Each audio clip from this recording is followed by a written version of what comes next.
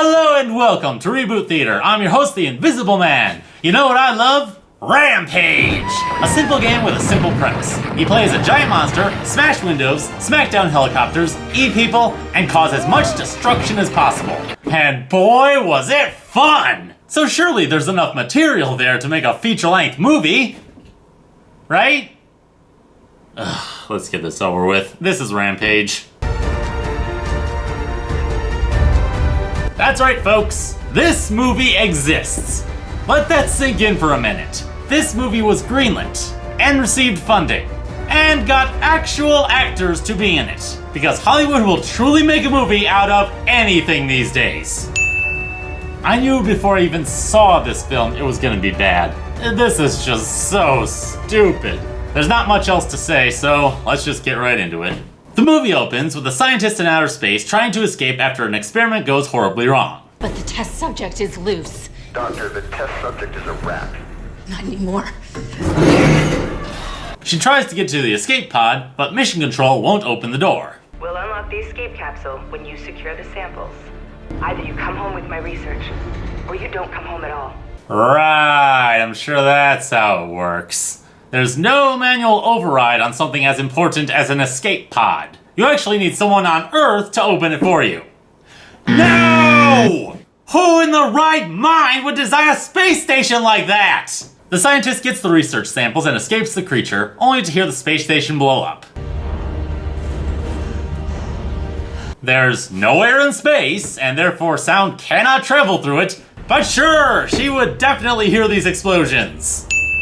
But her ship was damaged by the lab experiment, so the pod explodes and the canisters fall to Earth. After crash landing, the canisters infect 3 animals: a wolf named Ralph, a crocodile named Lizzie, and a gorilla named George. The pathogen causes them to grow huge and become extremely aggressive, even though in the game they were humans who got mutated into giant animals, but I guess you can't have everything. George's handler, Dwayne Johnson, gets concerned with George's well-being and wants desperately to help his friend. I'm gonna figure this out, George. Seriously, what movie is this guy not in? Then Miss Moneypenny shows up. Okay, technically it's just the same actress who played her, but that name's way more interesting than the one they gave her here. Moneypenny shows up and tells The Rock about the pathogen George was exposed to. The growth rate of a blue whale, the strength of a rhinoceros beetle, the speed of a cheetah. And before she can tell him about the cure, something you might want to lead with, George goes on... a rampage!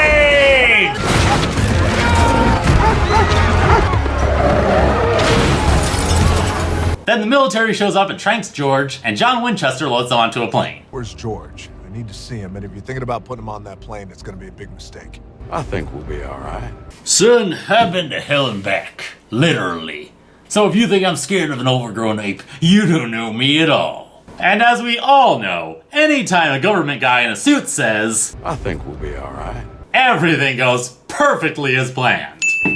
Meanwhile, we see the creator of the pathogen is a company called Energyne, not Scum Labs like in the game. And instead of Elizabeth Veronica, the evil CEO lady is Claire Wyden, played by Malin Ackerman.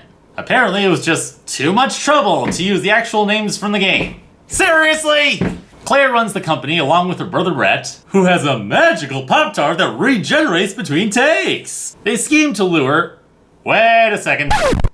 What is that? Is that what I think it is? A Rampage arcade cabinet? In a Rampage movie? First Gem, then Logan, now this. Guys, it's not a tribute to the original when you have the source material in the movie. All it does is take people out of the film by reminding you, hey, by the way, this is a fictional game, and it exists in a universe where these characters are real. It kills the suspension of disbelief! So anyway, they already have an antidote to give to the animals that will stop their growth and aggression. But of course, because they're the bad guys, they have to value money over their own lives. Durr. Now, we just have to turn on the signal, and those creatures will do anything to get here and make it stop. I'm sorry. I think we're on 2 different wavelengths here. It sounds like you're suggesting that we bring these 3 gigantic, hungry, extremely hostile animals together in one place, which just so happens to be smack dab in the center of the third largest city in the United States. And you want to make them so angry that they will rampage across the entire country to destroy your radio antenna. Judge Judy, what are your thoughts? So you thought it would be a good idea to bring these creatures into the center of a city. Are we understanding each other? Yes, ma'am. You're an idiot! This has gotta be the dumbest thing I've seen in a movie since... You can't kill us. We're your parents. Without us, you're never born. And when the wolf gets here, we let the military kill it, and then we collect a sample of the weaponized DNA. And then we sell that for a mint. I mean, millions of people will die in the process, and the collateral damage will be insane. But other than that, good plan. So they turn on the radio signal, attracting all the animals to Chicago. George goes ballistic and destroys the plane, and Johnson, Moneypenny, and Winchester all parachute out. To be fair, that is part of the game. After you destroy a helicopter, the humans parachute out of it. The trio heads to a military base, where they discover Ralph and George are traveling together on their rampage and heading for Chicago. Again, that is part of the game. The monsters traveled as a group and went cross-country, destroying everything in their path. So, as stupid as this movie is, I must admit, they are staying true to the source material. Johnson and Moneypenny steal a helicopter and head to Chicago to stop the beasts, who are already destroying everything in sight.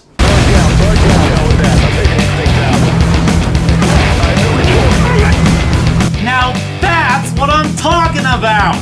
This is Rampage! Why would you make us wait a solid hour for this? Filmmakers, do you think we actually care about the stupid humans in a monster movie? Why'd you waste so much time on them? It's a monster movie! Treat it like one! This is what the movie should have been from the very beginning. The military is already useless against Ralph and George, and then to make matters worse, who shows up?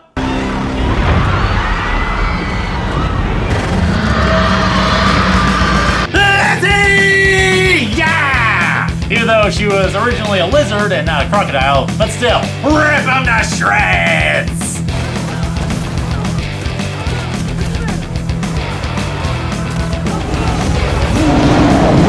Do you see this?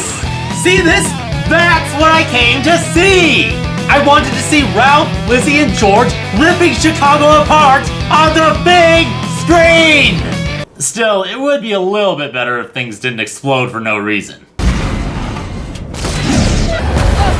Okay, why? Why would that make the plane explode? And speaking of explosions, the Colonel decides the only way to stop these monsters is to blow them all to Kingdom Come. Prep the Moabs. Before they get blown to smithereens, Johnson and Moneypenny break into the lab to steal the antidote. But the bad guys get the drop on them. Then they try to make a getaway via helicopter, but not before George gets the drop on them.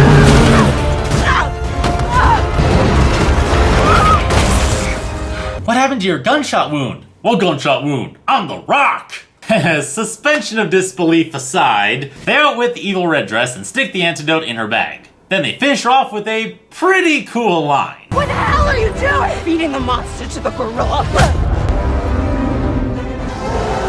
Oh, shit! Again, this is accurate to the game. The monsters would grab people, throw them up in the air, and gobble them up.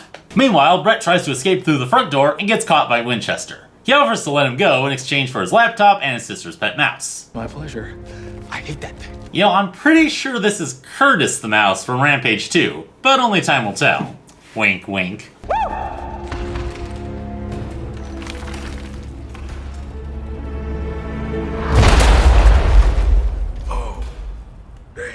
Then the building starts to collapse, and Johnson and Moneypenny hover down the debris in a helicopter with no tail. Yep, it's as stupid as it sounds.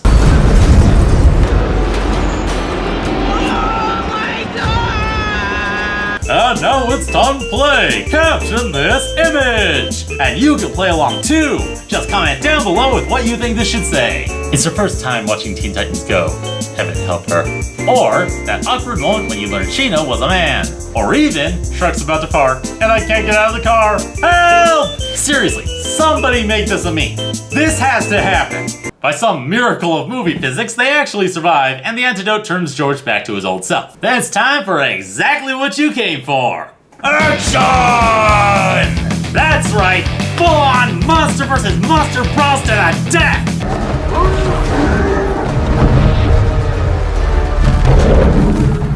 course, the wolf flies.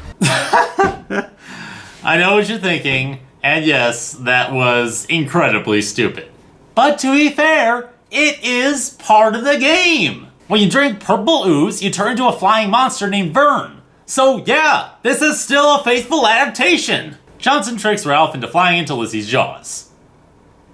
Sorry, that last sentence was so stupid I needed a moment to process it. Then Lizzie decapitates Ralph, and Johnson tries to kill her with a grenade launcher, which is kind of like bringing a knife to a gunfight. Good, go! No, I meant go with the monster! Don't leave me here! Well, I could just reload the ammo belt I am currently wearing, but nah. So George and Lizzie do get out some more, then Johnson kills her with the grenade belt.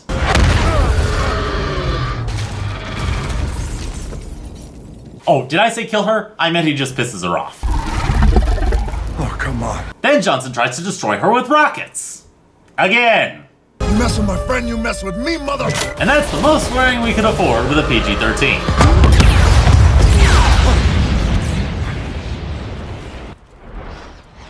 Well, this didn't work the first time. I wonder if it will fail yet again. Oh look, it failed yet again.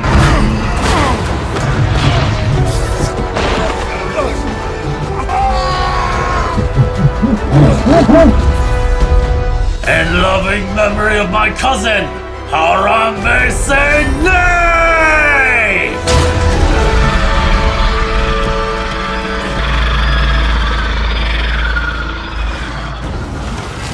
And so the battle is over. Ralph and Lizzie have both been stopped, but not without great sacrifice. George is dead. You will be remembered, you magnificent gorilla. You saved us all. And your loving memory will live on. Psych! He's totally alive! Son of a bitch! Yeah, I'll say, a fake out death in a moment like this?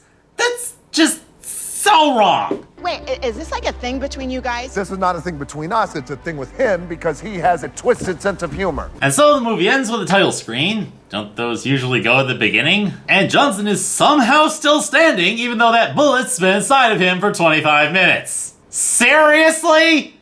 Does blood loss mean nothing to you? Or lead poisoning for that matter? Seriously, man, get to a doctor! And that was Rampage. Is it stupid? Yeah. But is it as stupid as I was expecting? Actually, no. This isn't the kind of movie you're gonna watch more than once. It's just a one-time watch just to see what it's like, and then you'll never care to see it again. Michael Bay. Still, this actually is a faithful adaptation of the Rampage games. For the most part. I would have liked it better if Elizabeth Veronica was in it, and also if the company was named Scumlabs. The original game also had a much more lighthearted tone. It was a parody of serious monster movies, and it had a lot of goofy, silly moments in it. I get that they were trying to make this more realistic, but come on, you could have squeezed some humor in there. If Deadpool is any indication, humor and violence can coexist in perfect harmony. I would have liked to see that, like showing people having a regular conversation before they get eaten. That could have worked. But yeah, if you're a diehard fan of the games, you'll probably get some enjoyment out of this. Or if you just love destructive monster movies, you'll also find some enjoyment in this. But do yourself a favor and just skip the first hour. It's time you're not getting back. I'm the Invisible Man, and when a movie is just stupid enough to work, I got it covered.